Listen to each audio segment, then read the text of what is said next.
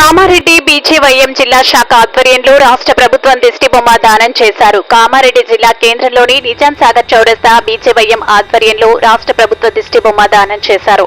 ఈ సందర్భంగా బీజేవైఎం నంది వేణు మాట్లాడుతూ కాంగ్రెస్ ప్రభుత్వంలో జంతువులు సామాన్య మానవులు బతకలేని స్థితిలో ఉన్నారని, హైదరాబాద్ సెంట్రల్ యూనివర్సిటీ భూములను కాపాడుకోవడం కోసం ఎన్ని ఉద్యమాలైనా చేస్తామని, కాంగ్రెస్ ప్రభుత్వం రాష్ట్రాన్ని పరిపాలించడంలో పూర్తిగా విఫలం అయ్యిందని, కాంగ్రెస్ ప్రభుత్వంలో సాధు జంతువులు సామాన్య మానవులు బతకలేని స్థితిలో ఉన్నాయని, రాష్ట్రంలో ప్రతి ఒక్కరి చూపు హైదరాబాద్ సెంట్రల్ యూనివర్సిటీలో జరుగుతున్న అన్యాయం వైపేనని, ఓవైపు విద్యార్థి సంఘాలు, ప్రతిపక్ష నేతలు యూనివర్సిటీలో జరుగుతున్న అన్యాయాన్ని ప్రశ్నిస్తే రేవంత్ రెడ్డి సర్కార్ నిమ్మకు నీరెత్తినట్లు వ్యవహరిస్తున్న తీరును ప్రజలందరూ గమనిస్తున్నారని తెలిపారు. హైదరాబాద్ సెంట్రల్ యూనివర్సిటీ విద్యార్థులపైన రేవంత్ రెడ్డి ప్రభుత్వం లాఠీచార్జ్ చేయడానికి మరియు నిన్న జరిగిన చలో హెచ్సియు కార్యక్రమంలో బీజేవైఎం నాయకుల పట్ల ప్రవర్తించిన తీరు ఖండిస్తున్నామన్నారు.